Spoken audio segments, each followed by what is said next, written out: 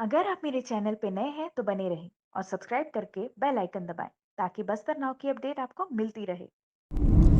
हम सिलगेर के लिए निकल चुके हैं। आप देख रहे हैं ये सिलगेर है।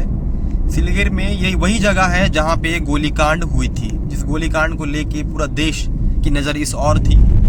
आज 2 साल बीत चुका है और सिलगेर में बरसी बनाई जा रही है। नमस्कार, मैं भरत दुर्गम हूँ और आप बस्तर नाव देखना शुरू कर चुके हैं। सिलगेर में जिन गोलीकांड में जिनकी मौत हुई थी उनकी स्मारक ये रही, देख रहे होंगे आप। ये स्मारक है जो बनाई गई थी। ये हरा कलर का नज़र आ रहा है, इसके पीछे भी एक रहस्य है। हम जल्द पूरी कहानी और आपको दिखाने की पूरी कोशिश करेंगे और बताने की कोशिश करेंगे कि आखिर मामला क्या था, किन वजहों के कारण गोलीकांड हुई थी, जिस गोलीकांड में कितने लोगों की मौत हुई थी।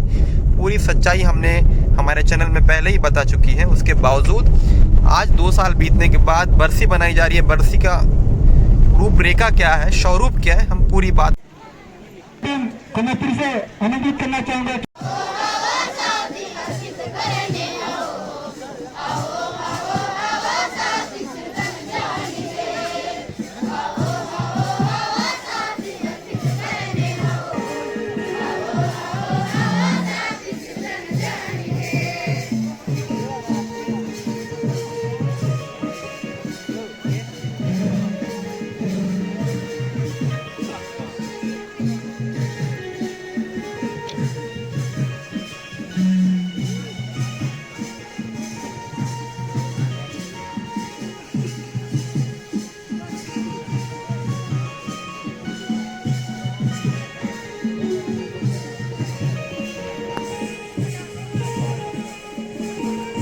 बीजापुर और सुकमा के सीमावर्ती इलाका सिलगेर में मौजूद हूँ। मैं सिलगेर में क्यों मौजूद हूँ मैं आपको बताना चाहूँ। उससे पहले मैं आपको बता दूँ, आज भी आदिवासी बहुल क्षेत्र के लोग वो आस में बैठे हैं, वो कवायद लगाए हुए बैठे हैं कि आज भी उन्हें न्याय मिलेगा। आखिर कब तक उन्हें न्याय मिलेगा। मैं भरत दुर्गम हूँ और आप बस्तर नाव मेरे YouTube चैनल को देखना शुरू कर दिए। अगर आपको मेरी रिपोर्ट अगर पसंद आती है तो आप उसको लाइक, कमेंट और सब्सक्राइब कर सकते हैं। इस वक्त सिलगेर में मौजूद हूँ। सिलगेर में दूसरी बरसी बनाई जा रही है। जहाँ सिलगेर में जब गोलीकांड हुई थी उस वक्त कुछ आदिवासियों की मौत हुई थी। मौत के पश्चात आज उनकी बरसी बनाई जा रही है। मेरे इस वक्त आप देख सकते हैं, मेरे दाहिने और आप देखेंगे कुछ आदिवासी परंपरा और वेशभूषा में कुछ लोग मौजूद हैं, नज़र आ रहे होंगे आपको। नृत्य करते हुए ये आदिवासी नज़र आ रहे हैं। लगातार उनकी स्मरण में 3 लोगों की मौत हुई थी, साथ में एक नाबालिग जो पेट पे था बच्चा, और उस वक्त जो गर्भवती जो महिला थी उसकी भी मौत हो गई थी। आप देख सकते हैं ये तमाम जो लोग हैं उनके स्मरण करने के लिए आज दूसरी बरसी यहाँ पे बनाई जा रही है। हज़ारों की तादाद में यहाँ पे लोगों की मौजूदगी नज़र आई है।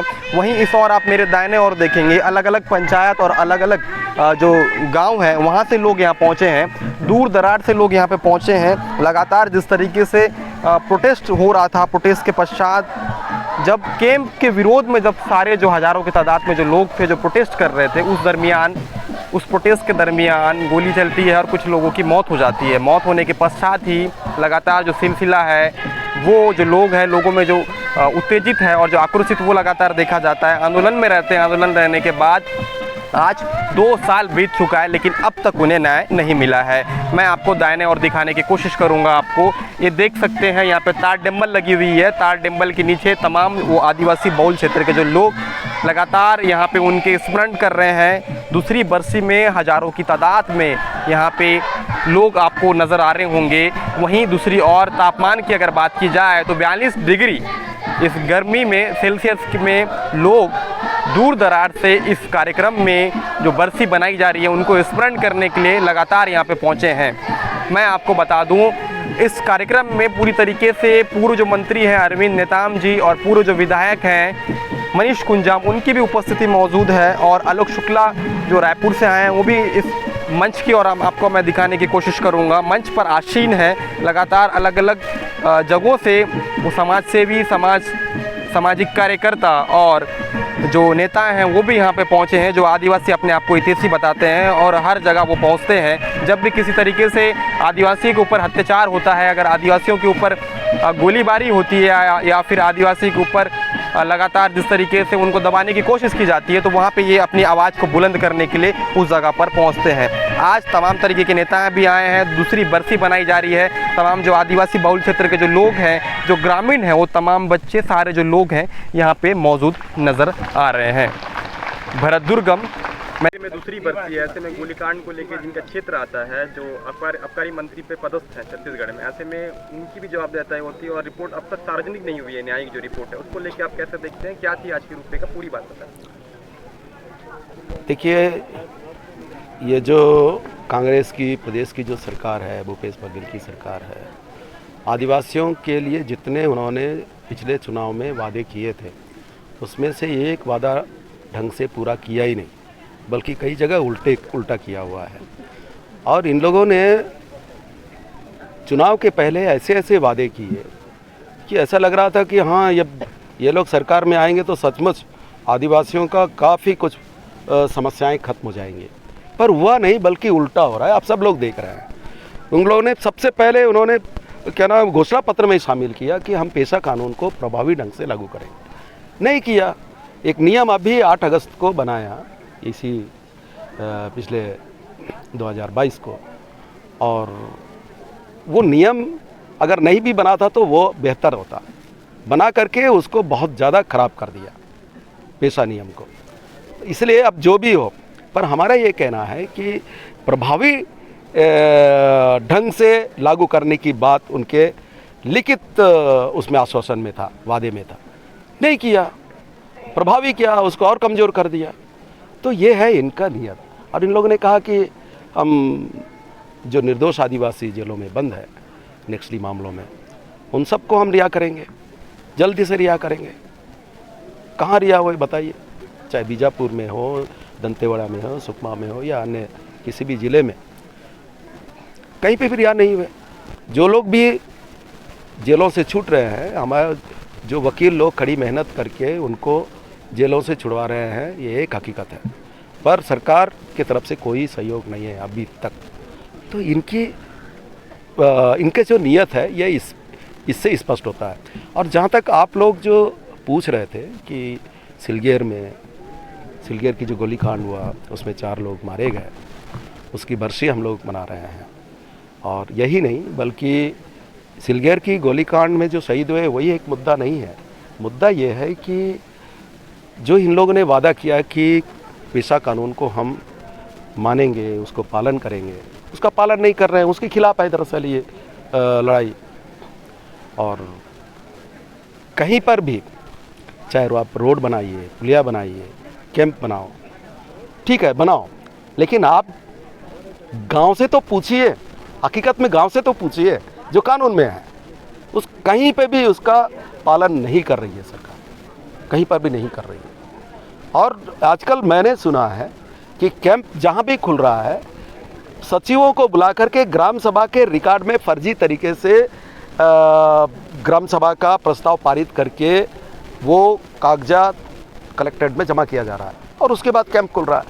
और मैं आप लोगों से ही गुजारिश करना चाहता हूँ कि एक आप लोग RTI लगाइए, बीजापुर में भी लगाइए, सुकमा में भी लगाइए, और ये जो जितने कैंप खुल रहे हैं उसके लिए क्या ग्राम सभा किया गया, क्या अगर किया गया तो उसका रिकॉर्ड कहाँ है प्रस्ताव की, उसको मांगिए, स्पष्ट हो जाएगा, पता लग जाएगा।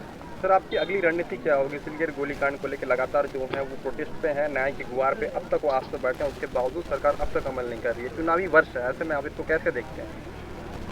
देखिए, ये तो लड़ाई तो जारी रहेगी और जारी रहना चाहिए। हम इन लोगों से यही गुजारिश कर रहे हैं, अपील कर रहे हैं कि ये सिलगेर की जो लड़ाई है ये बिल्कुल जारी रहना चाहिए, जब तक कि जो मांगे हैं वो पूरा नहीं हो जाता तब तक। पर बात यह है कि अब चुनाव नज़दीक आ गया, अब तक जो मारे गए और कई लोग घायल हुए, उनके लिए एक मजिस्ट्रेट की इंक्वायरी बैठी थी, इंक्वायरी किया गया, मजिस्ट्रेट इंक्वायरी, उसकी रिपोर्ट अब तक सार्वजनिक नहीं किया गया। इससे स्पष्ट हो जाता है कि इन लोग का नीयत अच्छा नहीं है। और अभी हम लोग भाषण में भी ये बात कह रहे थे कि रमन सिंह के समय में, बीजेपी की गवर्नमेंट के समय में एड्स मैटर की घटना हुई, सारकीगुड़ा की घटना हुई, उस पर जांच कमीशन बैठा। जांच कमीशन की रिपोर्ट है कि वो जो मारे गए लोग नक्सली नहीं थे, ग्रामीण थे, त्यौहार के लिए इकट्ठे थे। पूरी वो जो लोग मारे, जिन लोगों की गोली से लोग मारे गए, उनको तब तक जेल में होना चाहिए था 302 के मामले लगा करके। फिर ऐसा ये काम किसको करना चाहिए था? भूपेश बघेल की सरकार को। इनकी सरकार में ये रिपोर्ट पेश हुआ, पर अभी तक कोई कार्रवाई नहीं हुई, उस रिपोर्ट को दबा के रखे। तो ये साफ है कि ये जो जंगल को, ज़मीन पर ये सारे संसाधनों को लूटने के लिए ये जो बड़ी कंपनियों को यहाँ बुलाना चाह रहे हैं, उसमें दोनों पार्टियाँ एक साथ हैं। और पहले भी जाहिर हो चुका था, जब टाटा एसआर के खिलाफ लड़ रहे थे तब भी दोनों पार्टियां साथ थी। सलवा जुड़ूम का अभियान चलाया इन लोग, उस समय भी दोनों पार्टियां साथ में थी, तो अभी भी ये साथ में है। अब होना तो ये चाहिए था कि 2 कमीशन की रिपोर्ट के बाद भूपेश बघेल को तो उस पर बिल्कुल तत्काल कार्रवाई करनी चाहिए, नहीं किया। तो इस मामले में सब दोनों एक हैं। और बस्तर में आदिवासियों के जहाँ तक मुद्दा आएगा, जब भी ऐसा कोई सवाल उठेगा, तो दोनों पार्टियां एक साथ ही रहेंगी। हम टाटा के खिलाफ लड़ रहे थे तो हमें पुलिस पकड़ के लेके गई कोतवाली में, तो उसमें पूरे जगदलपुर के युवा कांग्रेस, जनता, ये क्या नाम, भारतीय जनता युवा मोर्चा के लोग, जब तक मैं कोतवाली में था, कोतवाली से मुझे रात में जेल भेजा गया करीब 10 या 11 बजे, तब तक कोतवाली में नारेबाजी किए। जब मुझे जेल ले गए, जेल के फाटक के सामने रात भर नारेबाजी करते रहे, मनीष कुंजा, विकास विरोधी, मुर्दाबाद, ये है वो है। हाँ, दोनों पार्टियां मिलकर। तो ये साफ जाहिर है, इसलिए इनसे हमें कोई उम्मीद नहीं है और संघर्ष तो जारी रहेगा। संघर्ष जारी रखे बिना, संघर्ष करना जिस दिन आदिवासी छोड़ देंगे उस दिन आदिवासी खत्म हो जाएगा, कुछ नहीं बचेगा। ये आप देख रहे हैं, ये जंगल, ये ज़मीन, ये पहाड़, ये तमाम जो हमारे कल्चर, ये सब समाप्त हो जाएगा, कुछ बचेगा नहीं। यहाँ तक कि जो वेलरला पहाड़ पर हम सब लोग नाच करते हैं, वो वेलरला पहाड़ भी नहीं बचेगा। और वहीं हमारे पेन, बहुत सारे हमारे लोगों के पेन है, वहाँ आस्था की केंद्र है, वो सब समाप्त हो जाएगा। इसलिए संघर्ष तो जारी रखना पड़ेगा। आदिवासी के ये ज़िंदगी का एक बहुत बड़ा हिस्सा हो गया है, संघर्ष करना पड़ेगा। अभी ये जो मोदी सरकार वन संरक्षण अधिनियम 1980 को बदलने की कोशिश कर रही है, और वो ऐसा बदलाव कर रही है जिससे पेशा और वनाधिकार मान्यता कानून ही निष्प्रभावी हो जाएगा। इसका उसमें ये बदलाव कर रहे हैं कि जैसा ये कोई कैंप बैठालने के लिए जंगल ज़मीन पर या निस्तारी जंगल पर, उनको 5 हेक्टेयर तक ज़मीन लेने के लिए ग्राम सभा की अनुमति की अनिवार्यता नहीं होगी, ख़त्म कर रहे हैं इसको। तो उसके खिलाफ पूरे देश भर में 5 जून को विरोध प्रदर्शन हो रहा है पूरे देश में। तो हम लोग भी बस्तर में 4 जगहों पे बहुत प्रभावी तरीके से विरोध व्यक्त करेंगे, जगदलपुर, बीजापुर, दंतेवाड़ा और सुकमा। ये आप लोगों के माध्यम से ये बात बताना चाह रहे हैं।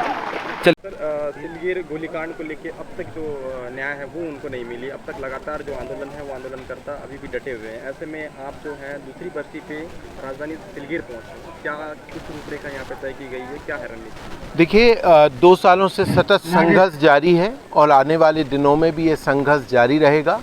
ये दुखद है, हमें याद है कि जब सिलगीर गोलीकांड हुआ और उसके बाद जब मुख्यमंत्री से मुलाकात हुई थी, तब मुख्यमंत्री ने ये साफ कहा था कि 3 महीने के अंदर जांच पूरी होगी और कार्रवाई होगी। दुखद रूप से कहना पड़ेगा कि आज 2 साल हुए हैं, जांच रिपोर्ट का भी अता पता नहीं। और सवाल सिर्फ सिलगीर का नहीं है, चाहे वो एडस मेटा का हो, सालकेगुड़ा का, जहां की न्यायिक जांच रिपोर्ट आ गई है, लेकिन आज तक दोषियों के ऊपर कोई कार्रवाई नहीं हुई है। सरकार उन जाँच रिपोर्टों को दबाई हुई है और इसीलिए आप देख रहे हैं कि पूरे बस्तर में आदिवासी आंदोलनरत हैं। 2 दर्जन जगह आंदोलन चल रहे हैं और आने वाले दिनों में ये आंदोलन और व्यापक होंगे। अभी 2 दिन बैठेंगे, रूपरेखा आगे बढ़ेगी कि इन संघर्षों को कैसे मजबूत किया जाए और राज्य स्तर पर इन आंदोलनों को लेकर जाया जाएगा। निश्चित तौर पे ये चुनावी वर्ष है और इस चुनावी वर्ष में बस्तर की आवाज़ को एक व्यापक रूप से पूरे छत्तीसगढ़ में एक लेके जाएंगे और जो न्याय का सवाल है कि जो लंबित न्याय है वो सरकार को देना पड़ेगा। आदिवासी बहुल क्षेत्र, ऐसे में आदिवासी हित की सरकार बात करती है। ऐसे में लगातार जो विधानसभा क्षेत्र की अगर बात की जाए तो कई ऐसे जो नेता हैं जो आदिवासी हैं, जो सिलगेर क्षेत्र की में विधानसभा अंतर्गत लखमा जी आते हैं, ऐसे में वो कहीं ना कहीं इस पर अमल करते हुए लगातार नजर नहीं आ रहे, उन पर लगातार जो है वो आरोप लगते हुए नजर आ रहे हैं। देखिए, आप देखिए कि 2018 के पहले जब कांग्रेस विपक्ष में थी, हल फर्जी मुठभेड़ की जांच के लिए कांग्रेस आती थी और कार्रवाइयों की लगातार मांग कर रही थी। ये उम्मीद की जा रही थी कि 2018 में सत्ता परिवर्तन के बाद जो इस छत्तीसगढ़ के और विशेष रूप से बस्तर के आदिवासी उनके साथ न्याय होगा। लेकिन इससे बड़ा दुखद क्या है कि बीजेपी के सरकार में जो गोलीकांड हुआ है उसकी न्यायिक जांच रिपोर्ट आ गई और आप उस पर कार्रवाई नहीं कर रहे हैं। मतलब कहीं ना कहीं जो आदिवासियों के सवाल हैं, आदिवासियों के जल जंगल जमीन को छीनने का सवाल हो, दमन का सवाल हो, संवैधानिक अधिकारों के उल्लंघन का सवाल हो, इन पर बीजेपी और कांग्रेस एक साथ खड़ी हुई है और इसीलिए आज सिलगेर में 2 सालों से लोग लड़ रहे हैं। हसदेव में लोग आंदोलनरत हैं, पूरे प्रदेश में आदिवासी आंदोलनरत हैं और आने वाले दिनों में इन संघर्षों को एक साथ जोड़ते हुए व्यापक आंदोलन की रणनीति बनाई जाएगी।